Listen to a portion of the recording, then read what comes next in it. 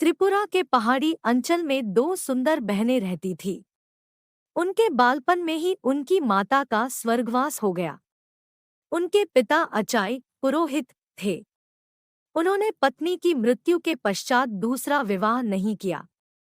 उन्हें भय था कि विमाता उनकी पुत्रियों का लालन पालन ठीक ढंग से नहीं कर पाएगी। पिता के स्नेहदुलार में पुत्रियां पली थीं।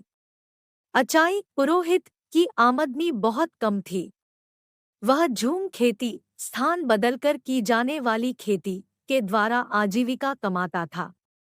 उसकी पुत्रियां भी पिता की परेशानी समझती थी। अतः वे अपने पिता से अनुचित मांग नहीं करती थी। वर्षा ऋतु में उनके कष्ट और भी बढ़ जाते। कई वर्षों से मकान की मरम्मत नहीं हो पाई थी। अतः बरसात का पानी घर में घुस जाता। यूं तो उनका घर एक ऊंचे मचान पर था, किंतु पानी वहां भी पहुंच जाता। एक दिन दोनों बहनें खेत से थककर लौटीं। पूरे घर में पानी भरा हुआ था। छोटी बहन के मुंह से आह निकली। वह तड़प कर बोली, दीदी अब हम क्या करें? ठहरो, देखती हूँ, शायद कुछ मायदूल भात का बना त्रिपुरी भोजन पड़ा होगा। बड़ी बहन अभी ने उसे उसे खाकर खाकर ही ही भूख भूख मिटाते मिटाने हैं, को कुछ नहीं कहकर मिला। बड़ी बहन ने सब सांत्वना कुछ दी। बरसात के पानी में भीगकर खराब हो गया था। उसकी आंखों में आंसू आ गए। छोटी बहन का दुख वह सह न सकी। उसने प्रतिज्ञा की कि मैं उसी को अपना पति मानूंगी जो मेरे घर को संवार देगा। जिस तरह सबके कष्ट दूर होते हैं, उसी तरह वह दुख भरी रात्रि भी बीत गई। अगले दिन जब दोनों बहनें घर लौटीं तो घर की कायापलट देखकर दंग रह गई। सारे घर की मरम्मत की गई थी तथा खाने पीने का सारा सामान भी मौजूद था। इतने खाद्य पदार्थ उन्होंने पहले कभी नहीं देखे थे।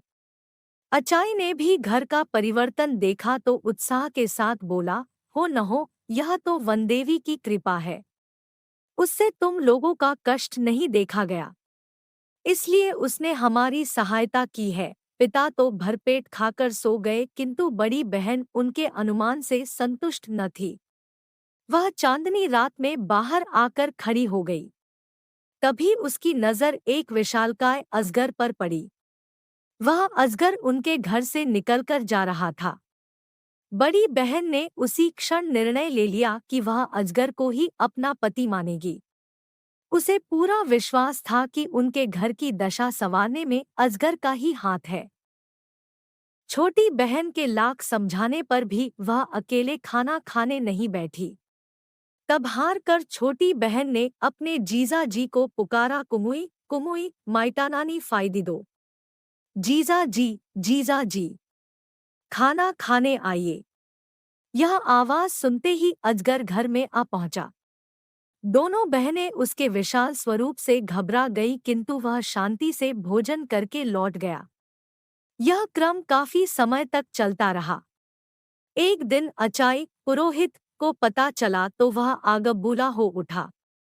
उसकी सुंदरी पुत्री एक अजगर को पति माने, यह उसे स्वीकार न था। जब बड़ी बेटी खेत पर गई तो उसने छोटी बेटी से कहा, तुम रोज की तरह जीजा जी को पुकारो। छोटी ने समझा कि शायद उससे मिलना चाहते हैं।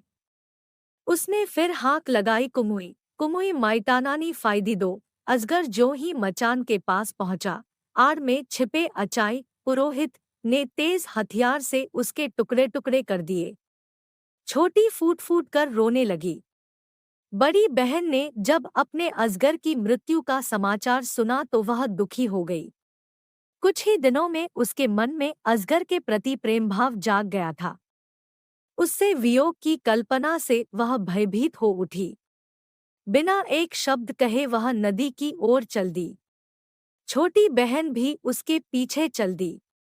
बड़ी ने आंखें बंद की और रोती रोती नदी के पानी में उतरती चली गई।